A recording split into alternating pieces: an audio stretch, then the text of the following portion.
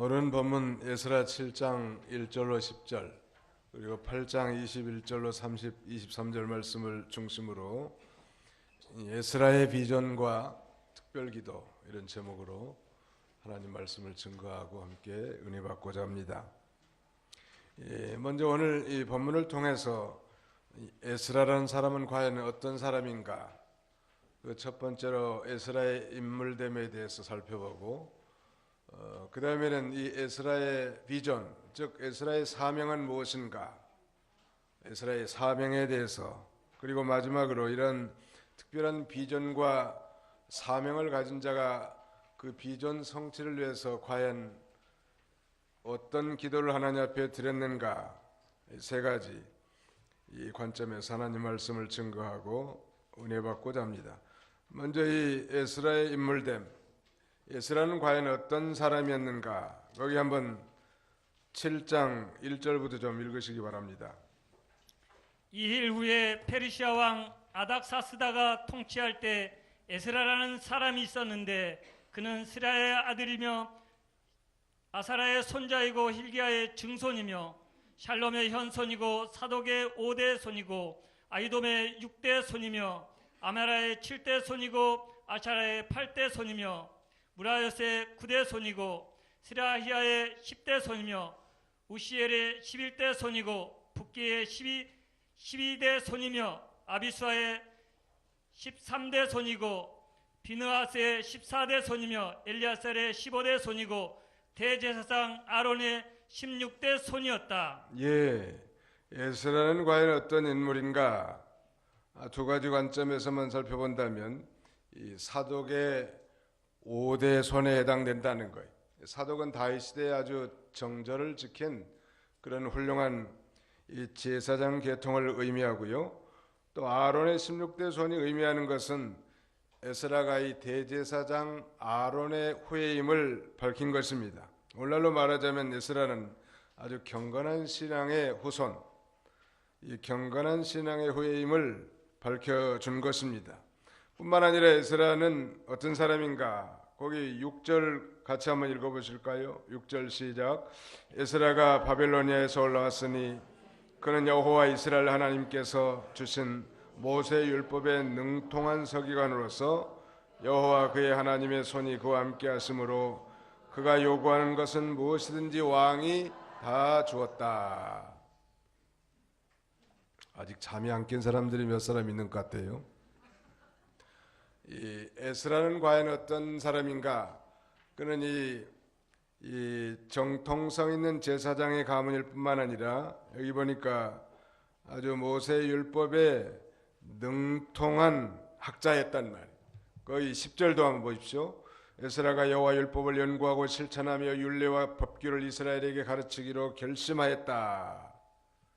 에스라는 하나님께서 주신 모세 율법에 능통한 서기관이었고 여호와 율법을 연구하고 실천한 학자고, 더욱 중요한 것은 그것을 이스라엘 백성들에게 가르치기로 결심한 그런 비전을 품은 이 비저널이라고 할 수 있습니다. 그는 지금 이 바빌로니아에 포로 잡혀가서 포로민의 주제에 있었지만 그런 꿈이 있는 인생이란 말. 과거에 자기 백성들이 율법을 어김으로 말미암아 저 이방 바빌로니아의 비참한 포로로 끌려온 걸 너무너무 잘 아는 거예요.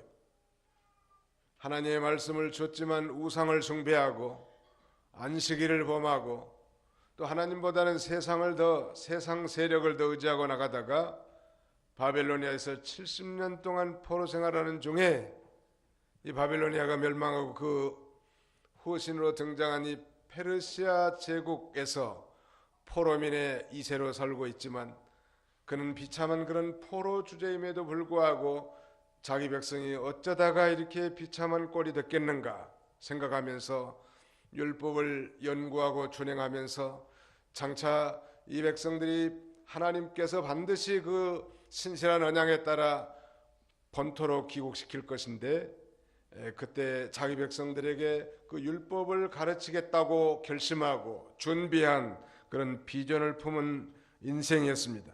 뿐만 아니라 오늘 7장 6절 하반절에 보시면 여호와 그의 하나님의 손이 그와 함께 하심으로 그가 요구하는 것은 무엇이든지 왕이 다 주었다. 지금 바빌로니아가 멸망한 상태에서 이 페르시아 제국의 아닥사스다 왕의 이 총애를 받는 인물이었단 말이에요. 포로민 가운데서 말하자면 그 나라의 왕의 신임을 두텁게 받는다는 것은 쉬운 일이 아니죠. 이게 굉장한 신분, 제사장이면서 또 왕의 총애를 받는 그런 아주 인물이었습니다. 그렇다면 이 에스라의 사명은 무엇인가? 이미 읽었습니다만 이스라엘 백성들, 즉 유다 백성들이 범죄함으로 바벨로니아에 포로 잡혀갔고요. 70년이 참에 하나님께서는 이제 포로를 귀환하기 시작하는데 그 포로 귀환이 3차에 대해서 이루어집니다. 1차 포로는 수룹바벨의 영도하에 주전 537년에 이제 예루살렘 고토로 돌아와서 성전을 재건하는 일을 했죠. 그 다음에 2차 포로의 영도자는 바로 에스라고요. 3차 포로는 주전 444년 느헤미야의 영도하에 이제 본토로 귀국한 백성들이 성곽을 재건합니다.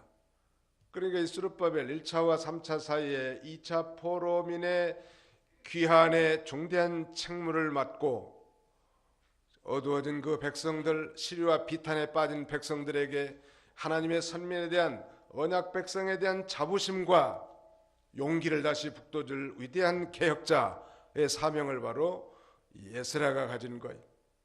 그러므로 에스라의 사명은 이제 아닥사스다 왕의 허락하에 이제 저 페르시아의 종살이하는 약 2,000명의 레인들과 성전 봉사자들을 이끌고 저 약 1,450km나 되는 이 예루살렘으로 안전한 이 여행을 책임질 중대한 지도자였습니다.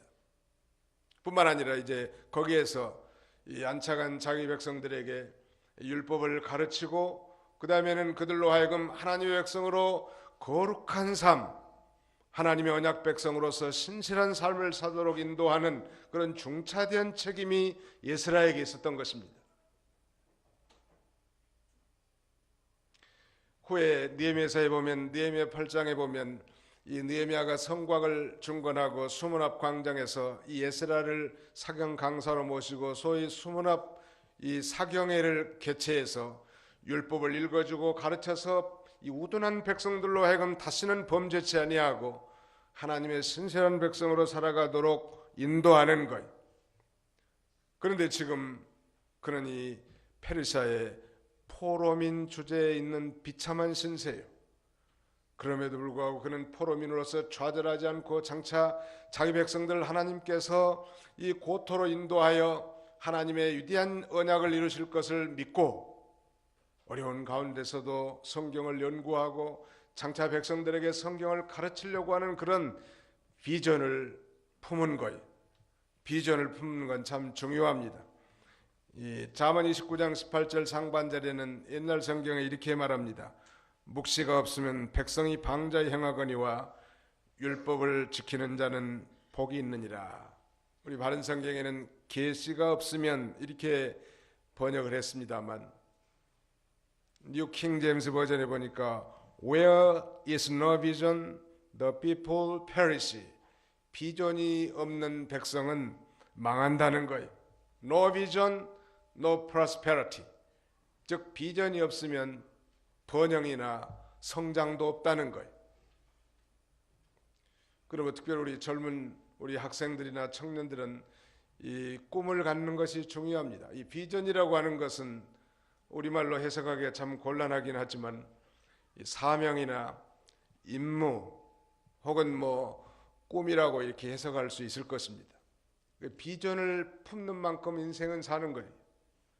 그리고 그 비전을 성취하기 위해서 기도한 만큼 그 비전이 이루는 거예요. 우리 한번 따라합시다. 인생은 비전만큼 살고 기도만큼 이룹니다. 인생은 뭔만큼 살아요? 비전이 크면 더 큰 비전 가운데 사는 거예요. 이 세상에서 가장 참 불쌍한 인생은 비전이 없는 인생이에요. 옛날 저기 영인 시골에서 목회하는데 비닐하우스에서 어떤 권사님 가정이 살더라. 그 신방 가보니까 비닐하우스 한쪽 가운데 방을 내가지고 거기서 사는데 쾌쾌한 냄새도 나고, 근데 거기서 한 3년만 살면 아파트 딱지가 하나 나온다는 거예요. 그러니까 아파트 딱지라는 그런 꿈과 비전을 바라보고 쾌쾌한 냄새가 남에도 불구하고 열심히 사는 거예요. 거기 안에 가보니까 부엌도 다 있더라고. 그래, 아무 이 꿈이 없는 인생, 이건 정말 발전할 가능성이 전혀 없는 거예요. 그러므로 비전은 현재의 우리를 미래로 건너게 하는 아주 중요한 다리의 역할을 하고 생각을 행동으로 옮기게 하는 강력한 에너지인 것입니다. 글로 쓴 구체적인 비전이야말로 성취될 가능성이 아주 많은 거예요. 오늘 우리 그리스도인들의 비전이라고 한다면 막연히 세상의 부와 영광 그리고 권세를 추구하는 그런 비전은 결코 아닐 것입니다. 그리스도인의 비전이라면 하나님의 말씀 안에서 하나님 나라에 대한 건설에 대한 비전이겠죠. 개인적으로는 자신의 성화를 이루고 자신의 구원을 이루는 것이라고 하면, 대외적으로는 정말 복음 진리를 선포해서 하나님의 나라를 건설해 나가는 것. 제가 우리 교회 온 지가 한 1년이 좀 넘었습니다. 1년 동안 여러 가지 생각도 많이 하면서 기도하면서 보니까 우리 교회가 세워진 지가 그 주보에 보니까 우리 요람에 보면 1970년이 1970년이고 예배당은 1979년에 건설된 것 같아요. 그러면 지금 약 몇 년이요? 47년째가 돼가고 있습니다. 그 이전의 스토리는 잘 모르겠습니다만 50년이 다 됐잖아요. 그래서 앞으로 50년이 되려면 몇 년이 안 남았는데 50년째 되는 좀 이 기념이 되는 이 교회가 정말 제2의 도약을 갖는 그런 그 좋은 꿈을 요새 슬슬 꾸고 있다고. 꿈이 없는 자는 망한다고 했는데 이 거룩한 꿈, 하나님이 주시는 이 하나님 말씀 안에서 하나님의 뜻을 이루기 위한 이 거룩한 꿈을 가진 자는 하나님이 기뻐하시고 또 그 꿈을 통해서 이루기를 우리 하나님이 원하시는 것입니다. 오늘 에스라가 아닥사스다의 왕의 칙령에 의해서 소위 아닥사스다 제7년 정초에 페르시아에서 유다 백성 약 2,000명을 이끌고 유다의 옛 땅으로 귀환해야 할 중대한 사명을 가졌다고 했습니다. 그는 소위 행정과 사법권을 가진 총독의 큰 고난을 가지고 예루살렘 땅으로 돌아가서 성전, 즉 하나님의 나라를 건설할 그런 비전을 가지고 있었던 것입니다. 뿐만 아니라 말씀드린 대로 이 비전의 사람 에스라는 장차 포로민들을 고국으로 안전하게 인도해서 하나님의 법, 율법을 가르칠 그런 결심을 했단 말이에요. 율법을 연구하고 준행하고 그 비전을 성취하기 위해서 준비해온 인물이, 왜? 다시는 이런 비참한 꼴을 당하지 않기 위해서. 우리 조국도 과거에 일제 35년 동안 일본 제국주의에 짓밟혀서 나라를 잃고 언어를 잃고 인권을 유린당하는 비참한 삶을 살지 않았습니까? 또 그런 삶을 살기를 원하는 사람은 아무도 없을 거예요. 그러나 준비하지 않고 힘을 기르지 않는다면 언제 어떤 강대국에게 먹힐지 그건 아무도 알 수 없는 일이에요. 요새같이 국론이 분열되고 네 개의 당으로 쪼개져서 서로 자기의 생각만을 주장한다면 미래가 없어요. 적어도 우리 믿는 사람들은 모든 지역과 감정을 초월해서 과연 하나님의 뜻이 무엇인가 그걸 찾아서 우리가 성취하려고 힘을 쓰고 또 우리가 기도해야 할 것입니다. 믿으시면 아멘 합시다. 근데 중요한 것은 이런 이 위대한 비전을 품고 이제 소위 민족의 대이동의 역사를 앞두고 험난한 중대사를 위해서라는 이 성전 봉사자 레인을 데리고 아하와 강가에 가서 기도했다는 것입니다. 그는 대단한 인물이었지만 그럼에도 불구하고 그는 자기의 지혜나 자기의 명철을 의지하지 않았습니다. 잠언 3장 5절 이하에 보니까 너는 마음을 다하여 여호와를 의뢰하고 내 명철을 의지하지 말라. 너는 범사에 그를 인정하라. 그리하면 내 길을 지도하시리라. 너는 마음을 다하여 여호와를 의뢰하고 내 명철을 의지하지 말라는 거예요. 에스라는 말씀드린 대로 페르시아의 왕 아닥사스다의 총애를 받은 인물이라고 했습니다. 그래서 왕에게 무엇을 구하든지 다 얻을 수 있는 그런 위치에 있었지만, 그러나 그는 왕에게 무엇을 구하는 것을 부끄럽게 여겼다고 했습니다. 8장 22절 읽으십시오.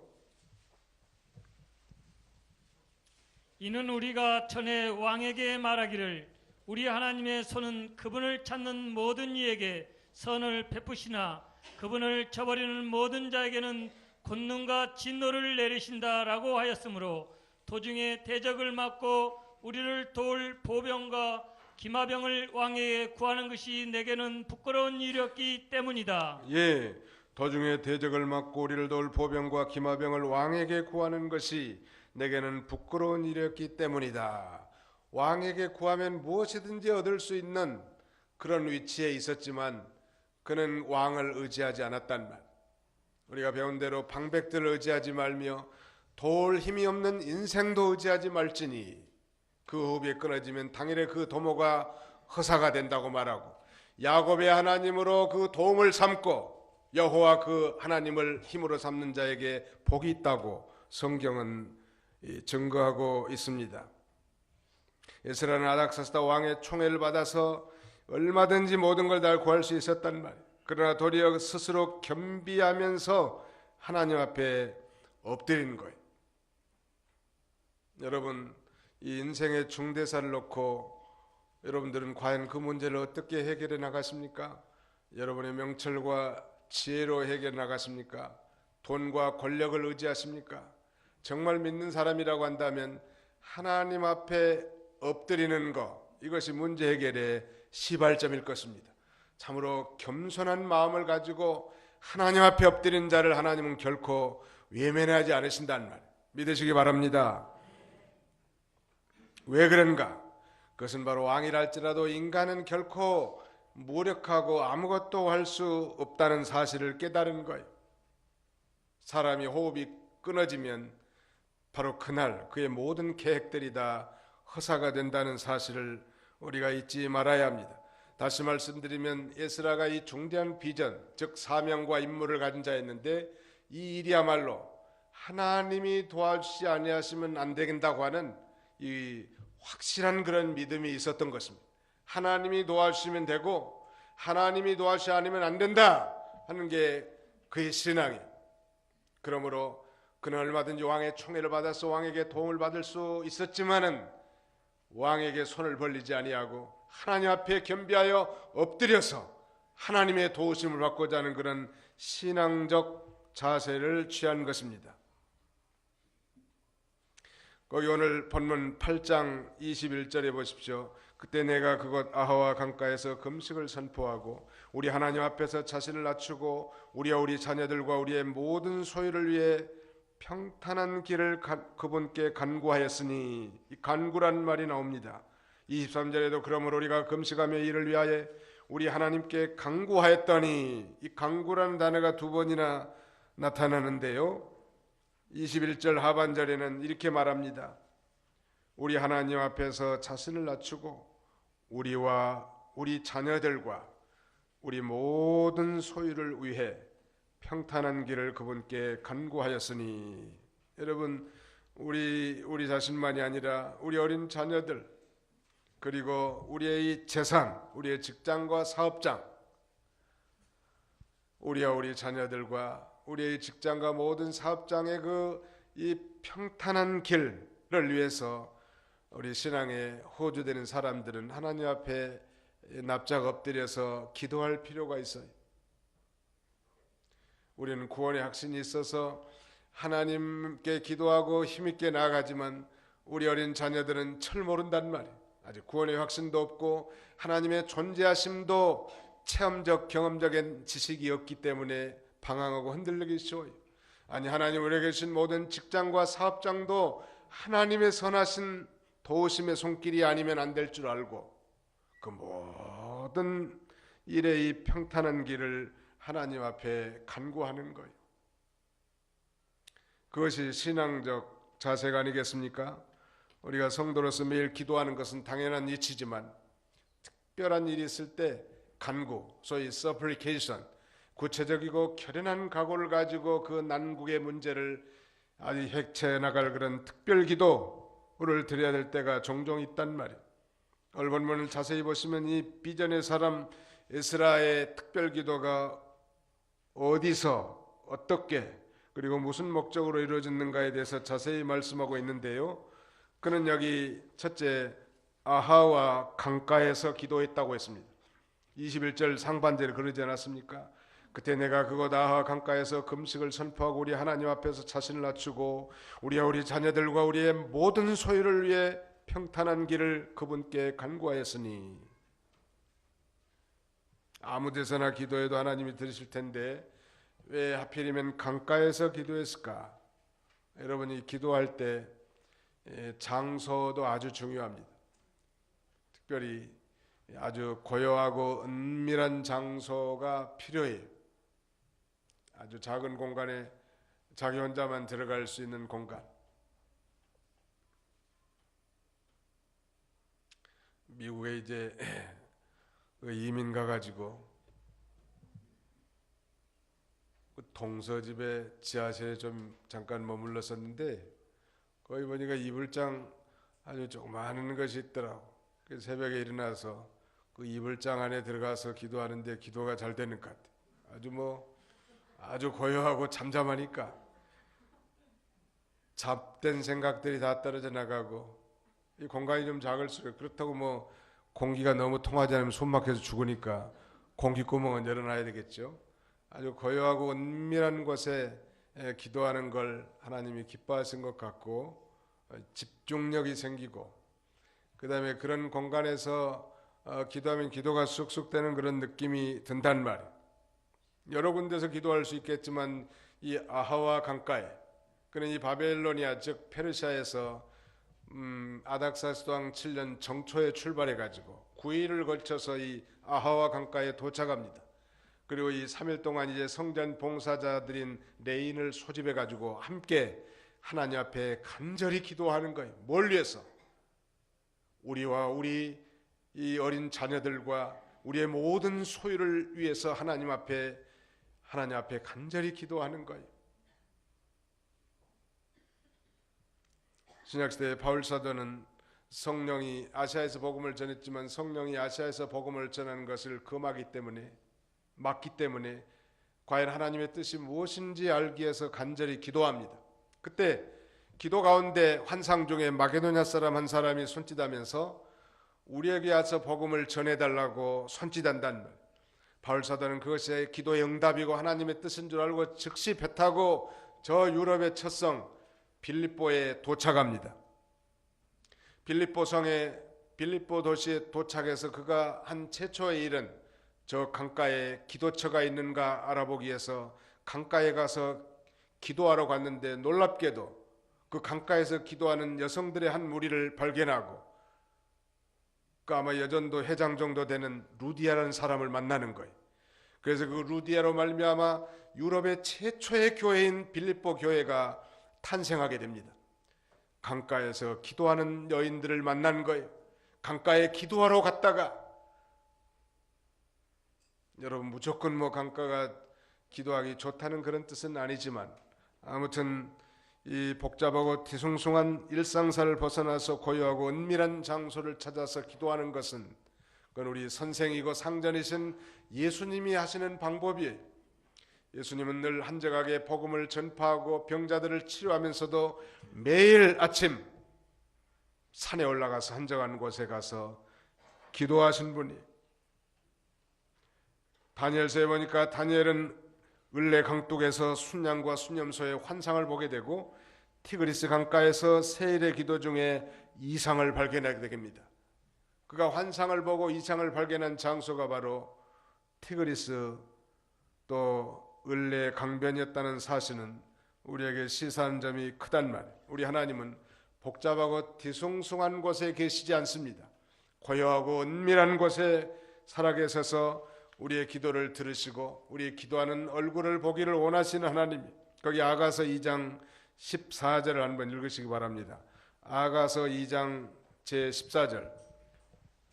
바위 틈 낭떠러지 은밀한 곳에 있는 나의 비둘기야, 따로 너의 얼굴을 보게 하며 내 음성을 듣게 하여라. 내 음성은 감미롭고 얼굴은 아름답다. 예, 여기 신랑 되시는 예수님께서 술람 여인 즉 참성도가 은밀한 곳에서 기도하는 것을 보시고 기뻐하신다는 거예요.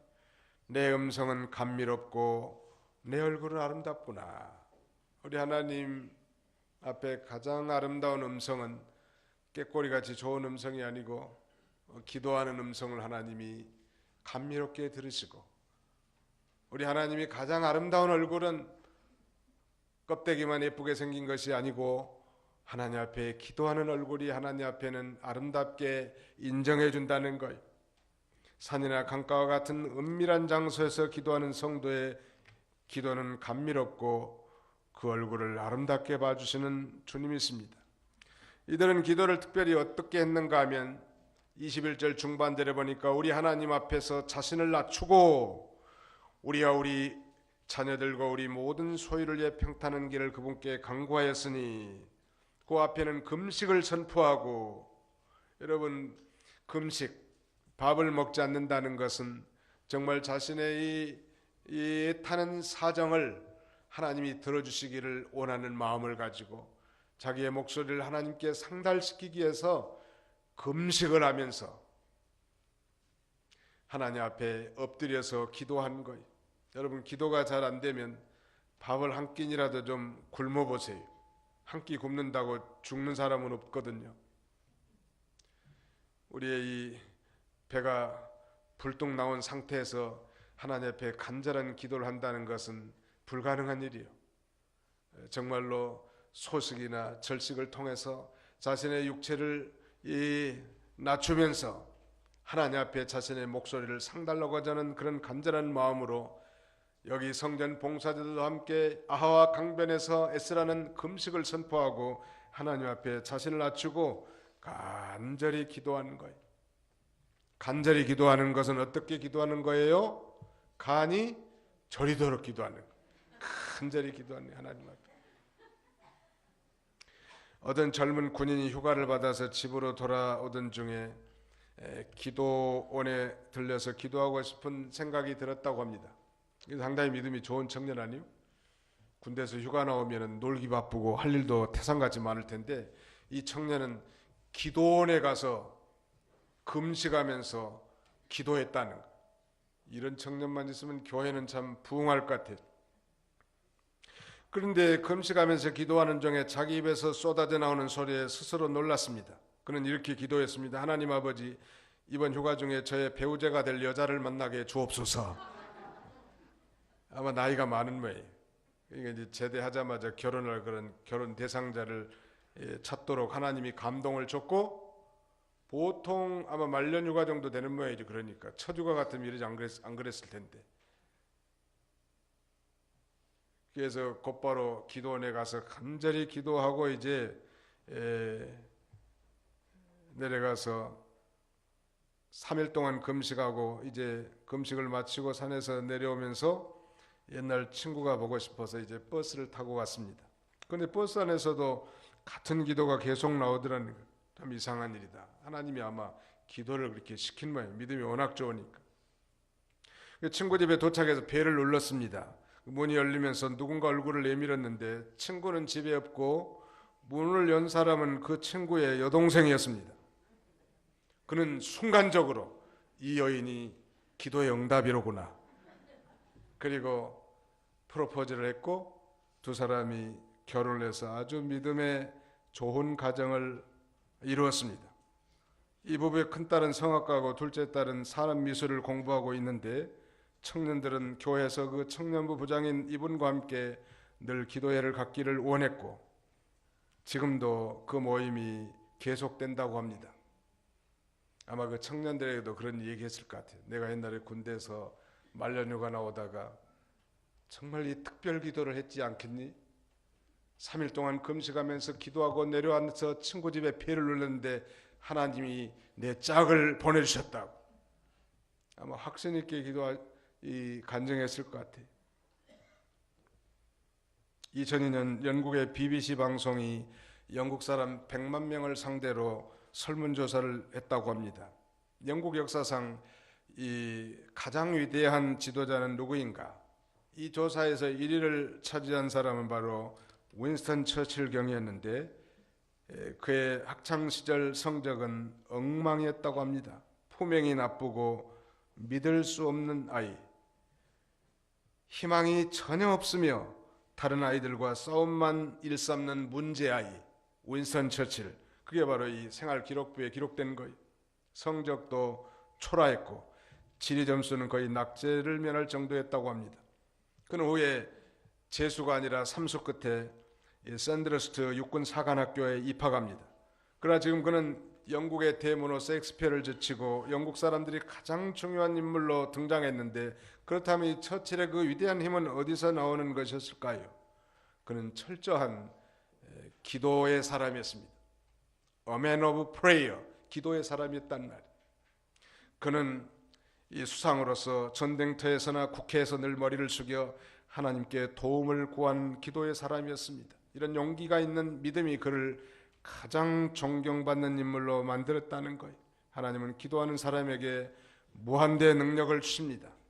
기도는 희망이 없는 소년을 소위 희망을 주는 위대한 지도자로 변신케 만드는 거예요. 사랑하는 성도 여러분, 우리가 그리스도 안에서 하나님의 뜻을 품고 비전, 즉 사명과 임무를 갖는 것이 중요합니다.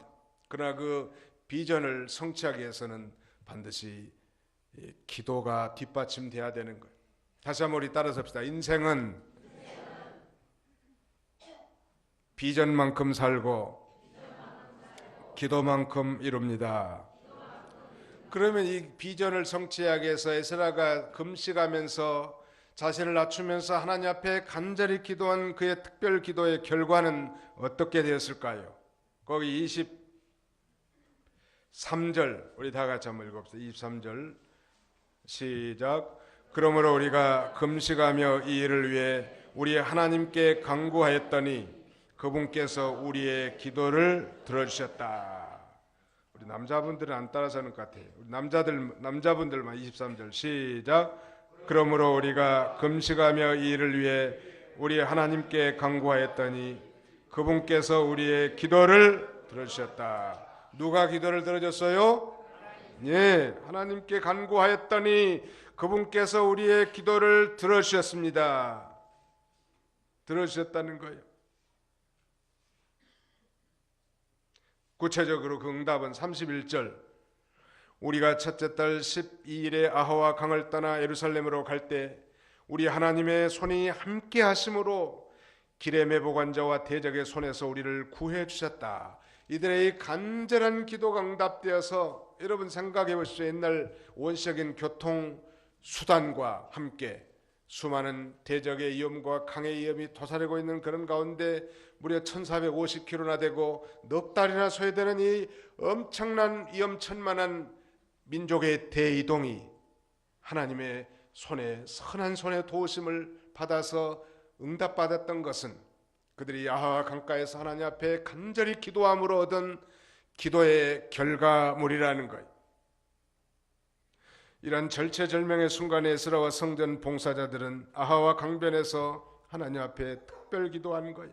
자신들은 물론이거니와 연약한 어린 처녀들과 재산까지 이동하는데 이 안전한 여행, 즉 평탄한 길을 줄 분은 오직 하나님인 줄 알고 기도한 거예요. 사랑하는 성도 여러분, 오늘도 우리가 난관을 통해서 스스로 겸비하고 하나님만 바라보고 하나님을 찾으시면 반드시 하나님께서는 선을 베풀어 줄 줄 믿으시기 바랍니다. 오늘 우리 조국은 그야말로 해방 이후에 이렇게 이 어지러운 시대가 없을 만큼 국론이 분열되고 네 개의 당으로 쪼개진 과거의 일제에게 먹힌 직전의 시대와 전혀 다를 바가 없어요. 지금 당장 김정은이 핵을 쏘면서 남침한다면 과연 어떻게 될 건가 걱정되는 바예요. 여러분 걱정 안 하십니까? 걱정 안 하신 거 보니까 믿음이 너무 좋으신 것 같아요. 우리가 특별 기도해야 할 때라는 거예요. 우리 개인적으로도 마찬가지, 우리 자녀들의 문제, 내 인생의 진로의 문제, 아니 정말 경제적 어려운 내 사업과 직장을 위해서도 과연 하나님 앞에 엎드려 기도하냐는 말이에요. 여러분, 마귀는 우리의 그 어떤 것도 노리지 않고 우리의 기도 시간을 빼앗아 간다는 거예요. 왜냐하면 우리의 기도 시간을 빼앗아가면 그의 능력과 봉사와 모든 은사를 다 빼앗는 거나 마찬가지이기 때문인 것입니다. 이 기도하지 않는 인생, 이건 정말 교만한 인생이에요.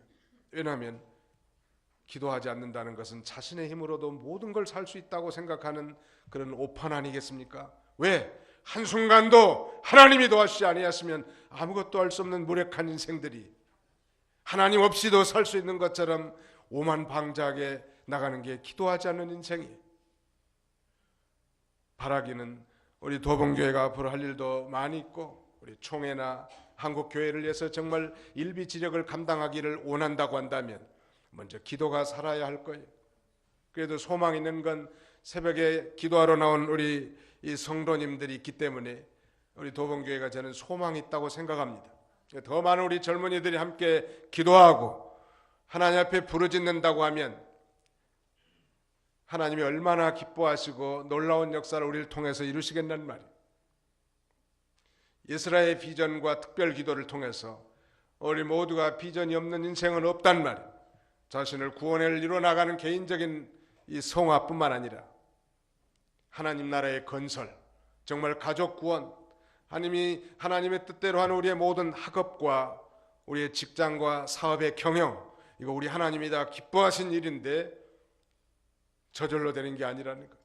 하나님이 도와주셔야 될 줄 믿고 우리 다 아하와 강변이 아니라 할지라도 고요하고 한적하고 은밀한 곳에 가서 하나님 앞에 엎드려 기도함으로 하나님의 선하신 도움을 힘입어서 이 놀라운 비전을 성취하고 하나님께 영광 돌리는 저와 여러분들이 다 되시기를 주님의 이름으로 축원합니다.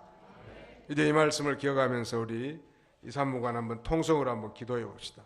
소리를 좀 내서 하나님 앞에 간절한 마음으로 기도하겠습니다. 살아계신 우리 아버지 하나님 감사합니다. 우리 하나님 아버지께서 오늘 좋은 일기를 주시고 예스라의 비전과 특별 기도를 통하여 우리 아버지 하나님, 우리가 정말 믿는 자로서 비전이 없는 사람이 없는데 아버지 하나님 기도하지 못하고 자행자지하며 살기를 잘하는 어리석은 저희들을 불쌍히 여겨주시기를 원합니다. 이 나라의 민족을 정말 안타깝게 생각하고 혀만 끌끌 차는 탄식하는 자들이 아니라 하나님 앞에 자기가 책임을 지고 기도하는 성도들이 다 되도록 우리 아버지 하나님께서 은총을 내려주시기를 간절히 바라옵고 원합니다. 자비로우신 우리 아버지 하나님, 예세라는 정말로 이 제사장의 정통성 있는 가문일 뿐만 아니라 율법에 능통한 학자였고 왕의 총애를 받아서 많은 세상적 도움을 받을 수 있었지만은 중대한 비전과 사명을 놓고 하나님 앞에 이 문제는 하나님이 해주셔야 될 줄 믿고 하나님 앞에 기도함으로 다 성취받았다고 하였사오니 우리 아버지 하나님, 저희도 그 문제 해결자가 오직 하나님밖에 없는 줄 알고 그 하나님 앞에 엎드려 겸손히 회개하면서 기도함으로 하나님의 선한 도움을 얻어 아버지 우리의 모든 사명과 비전을 성취해 나가는 저희들이 다 되게 하여 주시옵소서. 예수님의 이름으로 기도하옵나이다. 아멘.